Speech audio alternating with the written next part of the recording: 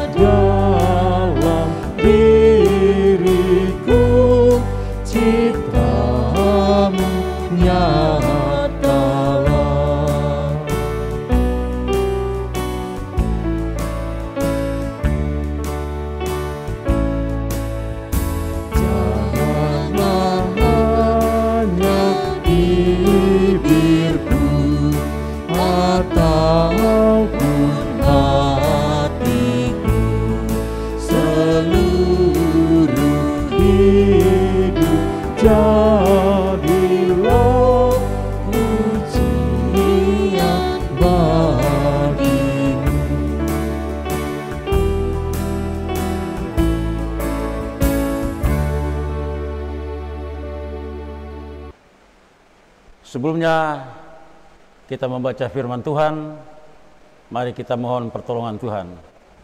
Kita berdoa.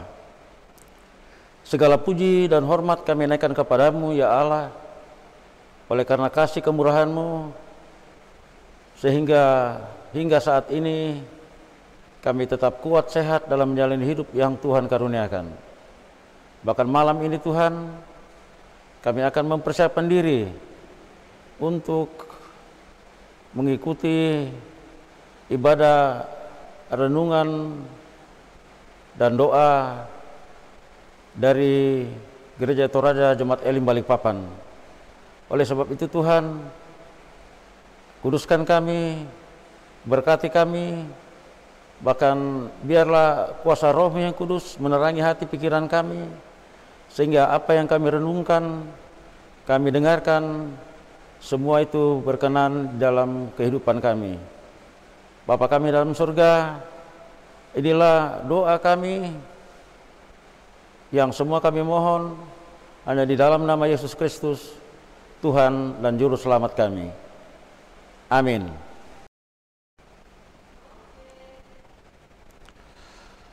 Bapak Ibu, saudara-saudara yang dikasihi oleh Tuhan kita Yesus Kristus, mari kita sama-sama membaca firman Tuhan dari Yohanes pasal 11 ayat 45 sampai ayatnya yang ke-57. Judul pembacaan firman Tuhan yaitu persepakatan untuk membunuh Yesus. Banyak di antara orang-orang Yahudi yang datang melawat Maria dan yang menyaksikan sendiri apa yang telah dibuat Yesus, percaya kepadanya. Tetapi ada yang pergi kepada orang-orang Farisi dan menceritakan kepada mereka apa yang telah dibuat Yesus itu. Lalu imam-imam kepala dan orang-orang Farisi memanggil mahkamah agama untuk berkumpul, dan mereka berkata, apakah yang harus kita buat?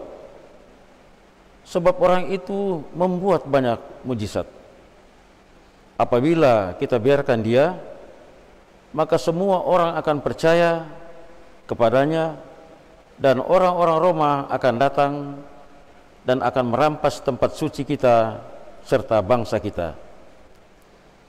Tetapi seorang di antara mereka, yaitu Kayafas, imam besar pada tahun itu berkata kepada mereka, "Kamu tidak tahu apa-apa, dan kamu tidak insaf bahwa lebih berguna bagimu jika satu orang mati untuk bangsa kita daripada seluruh bangsa kita ini binasa."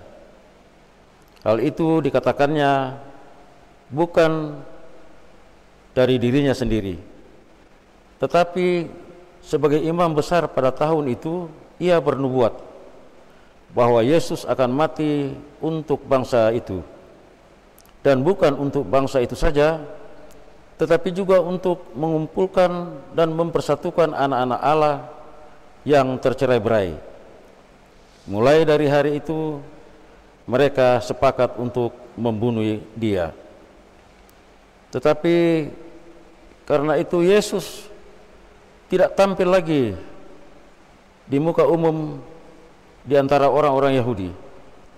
Dia berangkat dari situ ke daerah dekat padang gurun, ke sebuah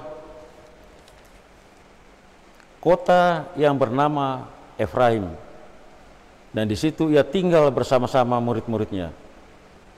Pada waktu itu hari raya Paskah orang Yahudi sudah dekat, dan banyak orang dari negeri itu berangkat ke Yerusalem untuk menyucikan diri sebelum Paskah itu. Mereka mencari Yesus, dan sambil berdiri di dalam bait Allah, mereka berkata seorang kepada yang lain, "Bagaimanakah pendapatmu? Akan datang jugakah ia ke pesta?" Sementara itu imam-imam kepala dan orang-orang Farisi telah memberikan perintah supaya setiap orang yang tahu di mana dia berada memberitahukannya, agar mereka dapat menangkap dia. Demikianlah firman Tuhan. Berbahagialah kita yang senantiasa memelihara firman Tuhan. Amin. Tema dari pembacaan renungan kita pada malam hari ini yaitu kasih dinyatakan melalui pengorbanan. Pak Kaboro di Papayan Ulendui Sorongan Kale. Bapak, Ibu, dan saudara-saudara yang dikasihi Tuhan, berkorban untuk kepentingan orang banyak adalah suatu perbuatan yang amat baik. Akan tetapi tidak semua orang bersedia berkorban untuk orang lain. Bahkan tidak jarang kita temui bahwa ada orang yang mengorbankan kepentingan orang banyak demi kepentingan atau keuntungan diri sendiri. Yesus telah memberi pengaruh besar bagi orang banyak dengan berbagai mujizat yang dilakukan. Hal itu membuat orang-orang Farisi bersama dengan mahkamah agama bersepakat mengambil tindakan untuk mencegat Yesus. Kehadiran Yesus membuat mereka terancam, karena semakin banyak orang yang percaya kepada Yesus dan mengikut Dia sebagai Mesias. Hal itu akan dianggap sebagai suatu pemberontakan politik terhadap Romawi, sehingga dapat memunculkan kemarahan kaisar. Jika itu terjadi, maka orang-orang Roma akan datang dan merampas tempat suci, bahkan mengancam kehidupan bangsa Yahudi.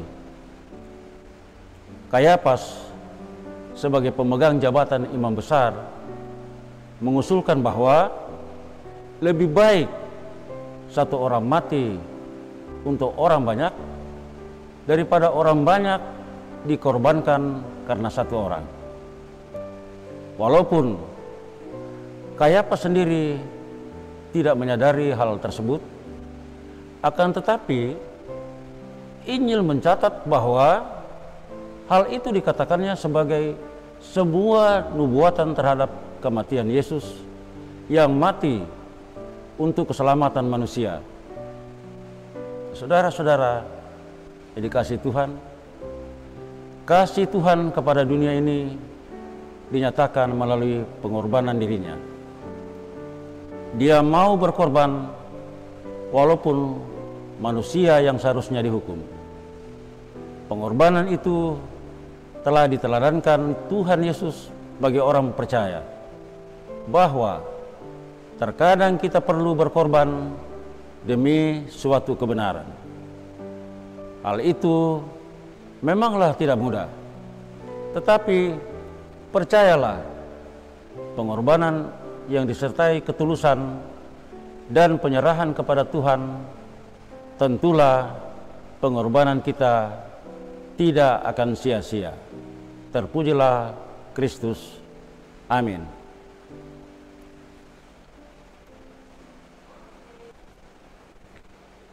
Mari kita berdoa syafaat. Bapa kami dalam kerajaan surga, malam ini Tuhan, kami sudah bersama-sama membaca firman-Mu, merenungkannya Tuhan. Oleh sebab itu, biarlah firman yang kami renungkan ini menguatkan iman percaya kami, agar kami tetap setia menjalani hidup ini sesuai dengan kehendak Tuhan. Oleh sebab itu Tuhan, biarlah kasih yang sudah Tuhan teladankan kepada kami itu menguatkan kami, agar kami dapat memberlakukan firman-Mu ini di dalam setiap langkah hidup kami, dan nama Tuhan dipermuliakan. Terima kasih Tuhan atas firman-Mu ini. Bapa kami dalam surga, menjalani kehidupan ini tentu banyak pergumulan-pergumulan yang kami hadapi.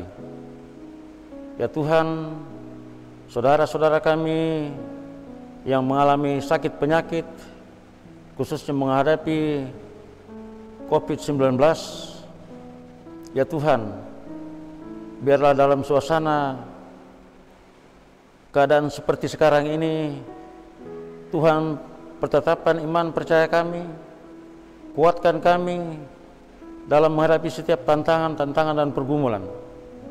Khususnya, biarlah kuasa darah-Mu yang kudus membebaskan kami dari bermacam-macam pergumulan, menguatkan kami, menguduskan hidup kami, serta memberikan kekuatan, kesehatan bagi kami, khususnya bagi saudara-saudara yang mengalami sakit penyakit. Teguhkan iman percaya mereka, sembuhkan penyakit-penyakit mereka, sehingga apa yang mereka rasakan melalui kesembuhan ini, nama Tuhan dipermuliakan. Begitupun Tuhan, saudara-saudara kami yang mengalami duka cita, orang yang ditinggalkan oleh saudara-saudara yang dikasihi, kuatkan mereka, hiburkan mereka, sehingga dalam menjalani kehidupan ini mereka tetap kuat, menyandarkan segala kehidupan mereka ke dalam tangan Tuhan. Bapa kami dalam surga, saudara-saudara kami, jemaat Tuhan, berkati keluarga-keluarga mereka, berikan damai sejahtera, sukacita, kuatkan iman percaya mereka dalam menjalani kehidupan ini. Yang sudah bekerja, tambahkan berkat bagi mereka. Yang sedang mencari pekerjaan, Tuhan buka jalan bagi mereka. Bagi anak-anak kami yang sedang menempuh ilmu di perguruan mereka, mulai dari tingkat PAUD sampai lanjutan sekolah tinggi, kiranya Tuhan berkati dalam pendidikan mereka, berikan hikmat akal budi, kepandaian bagi mereka, agar mereka tetap rajin dan menjadi anak-anak yang berhasil di kemudian hari. Bapa kami dalam surga, banyak juga saudara-saudara kami lansia yang Tuhan kiranya menguatkan mereka dalam menjalani kehidupan siang dan malam. Teguhkan iman percaya mereka dalam menghadapi masa-masa tua mereka, sehingga di dalam masa-masa tua mereka tetap kuat bersandar ke dalam kasih dan kuasa Tuhan. Bapa kami dalam surga, saudara-saudara kami yang bersuka cita karena mereka menghadapi pertambahan umur setahun lagi dalam minggu-minggu yang akan datang ini, kiranya Tuhan berikan kesempurnaan di dalam sukacita mereka, sehingga apa yang mereka lakukan semua juga untuk hormat dan kemuliaan nama Tuhan. Bapa kami dalam surga, setiap jemaat-Mu yang mengalami berbagai masalah, datanglah Tuhan untuk menguatkan mereka dalam menghadapi masalah apapun yang mereka hadapi, sehingga dalam menjalani kehidupan ini mereka tetap kuat dan bersandar di dalam kuasa Tuhan. Bapa dalam surga, inilah doa pengharapan kami yang semua kami mohon hanya di dalam nama Yesus Kristus yang mengajar kami berdoa. Bapa kami yang di surga, dikuduskanlah nama-Mu, jadilah kehendak-Mu di bumi seperti di surga. Berikanlah kami pada hari ini makanan kami yang secukupnya, dan ampunilah akan kesalahan kami, seperti kami ini sudah mengampuni orang yang bersalah kepada kami. Dan janganlah membawa kami ke dalam pencobaan, tetapi lepaskan kami daripada yang jahat. Karena Engkaulah yang mempunyai kerajaan dan kuasa dan kemuliaan sampai selama-lamanya. Amin.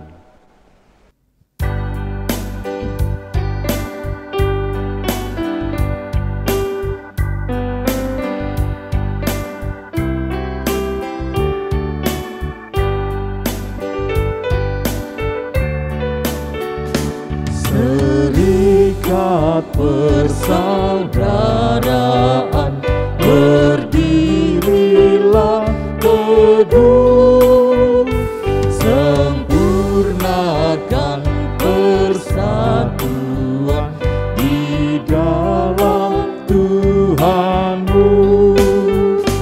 Bersama-sama majulah, dikuatkan iman, berdamai bersejahtera dengan pengasihan.